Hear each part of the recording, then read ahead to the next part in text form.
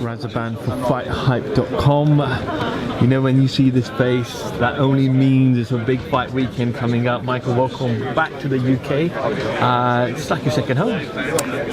Back in the UK and back at the O2 for another big fight. A sold out crowd. A massive audience. We'll be watching on Sky Sports box office, of course, and it's being broadcast internationally to a lot of venues around the world. So a big heavyweight fight. You know, we started off this year in January, the boxing calendar with Jack DeGale. It moves on to Vegas for Frampton and Santa Cruz. And it just seems like the calendar is just getting bigger and bigger and better. Yeah. And you're just getting so many more of the ones and twos that are now fighting each other. Yeah. There's like 12 or 13, maybe 14 world champions from the UK.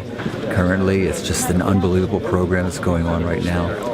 Starting Saturday night, London would be the heavyweight capital of the world for the next 2 months, building up to the big fight between Joshua and Klitschko at Wembley in front of 90,000 fans.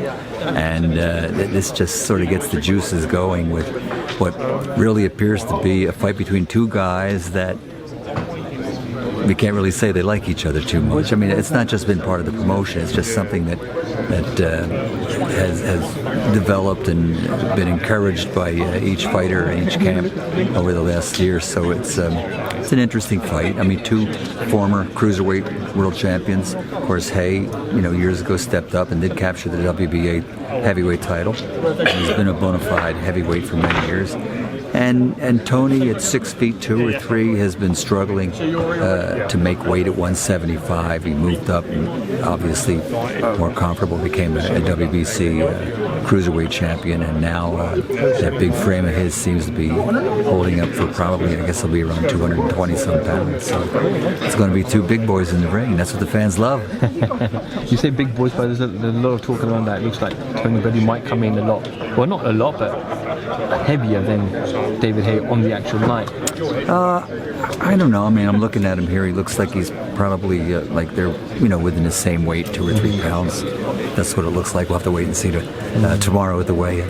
Michael, obviously the fight's tonight. It's not far away now, but how do you see this fight actually playing out? Do you think David at heavyweight might just be too much for Tony? Yeah. You have to. I mean, you have to be very realistic about it and assume that David Haye is the more natural fighter at heavyweight, an accomplished fighter at heavyweight. 36 years old. Things do happen in a fighter's career.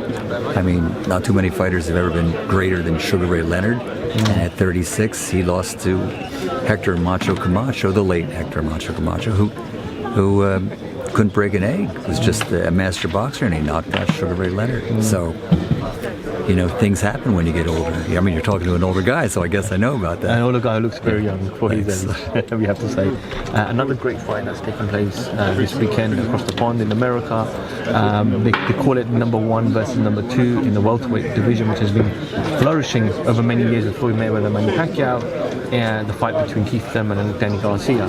That's a big fight. That's a really interesting fight. Everyone's calling that a 50-50. Would you be agreeing with that statement? That it's a great 50-50 fight? Yeah, welterweight division is a hot division right now. Pacquiao, Khan, Thurman, and Garcia, and Kell Brook, and he's got a big fight coming up, is it in May? It's a great division, and with some really good high quality fighters. I mean, it's got probably the top 6 guys are really bona fide championship material. Michael's obviously 2 days away from fight night.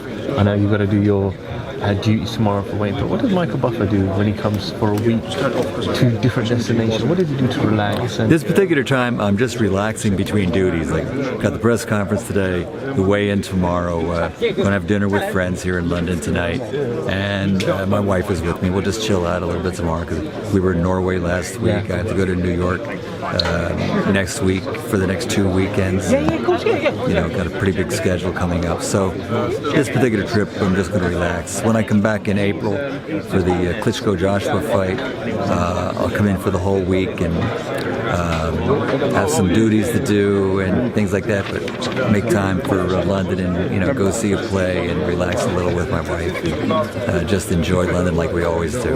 Michael, as always, it's a pleasure to have you back. Pleasure's all mine. On our shores, and we'll certainly catch up with you over the next couple of days and get ready for a big fight on Saturday night. Big event. Michael Buffer for FightHype.com. Thank you very much.